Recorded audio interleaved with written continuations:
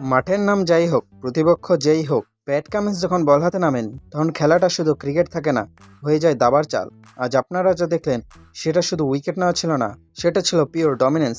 অধিনায়ক হিসেবে তিনি আজ যেখানে হাত দিয়েছেন সেখানেই শোনা ফলেছে, দ্য ক্যাপ্টেন ইজ এভরিহোয়ার। আজ কামিন্সের শোটা ঠিক কেমন ছিল চলুন একটু ডিটেলে দেখা যাক। প্রথমে আসা যাক সেই বিপজ্জনক প্রিয়াংশ আরিয়ার কথায়। ছেলেটা যেভাবে খেলছিল তাকে দ্রুত ফেরানোটা খুব জরুরি ছিল। আর এখানে কামিন্স দেখালেন কেন তাকে ক্রিকেট মস্তিষ্ক বলা হয়। কোনো বোলার শুধু জোরে বল করে উইকেট পায়, আর কেউ পায় বুদ্ধি দিয়ে। কামিন্স দেখালেন আরিয়া ফ্লিক করতে পছন্দ করছেন, তিনি জাস্ট একবার মাথা খাটালেন, মালিঙ্গাকে ডেকে পাঠিয়ে দিলেন ডিপ স্কোয়ারে, একদম মেপে মেপে fielding set up.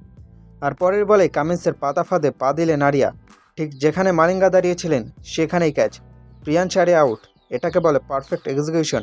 Captain set the trap and the batsman fell into it. প্রথম উইকেট তো বুদ্ধি দিয়ে নিলেন, কিন্তু এরপর কামিন্স দেখালেন তার অ্যাথলেটিজম। দ্বিতীয় উইকেটটা কী ছিল ভাই, ওটা ক্যাচ ছিল নাকি অন্য কিছু? একটা অসাধারণ, ব্রিলিয়ান্টলি জাস্ট ক্যাচ। যারা ভাবেন কামিন্স শুধু বল করেন তারা এই রিপ্লেটা বারবার দেখুন। মাঠের যে কোনো প্রান্তে তিনি আজ অত্যন্ত প্রহরী। আর 3 নম্বর উইকেট, কামিন্স যেন বলেছিলেন আজ সব আমিই করব। একটা খুব সহজ ক্যাচ নিলেন তিনি, কিন্তু সহজ ক্যাচগুলো তো ঠিক জায়গায় দাঁড়িয়ে থাকতে হয়, তাই না?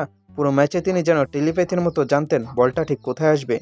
এরপরের শিকার সুরিয়ান শেখ।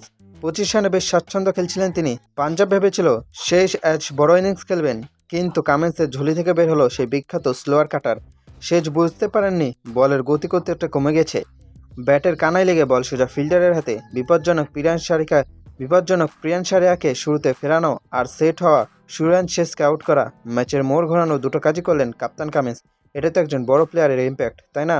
সব মিলে কামিন্স আজ বল হাতে যা দেখালেন তাতে প্রতিপক্ষ তো বটেই, ক্রিকেট বিশ্লেষকরা অবাক।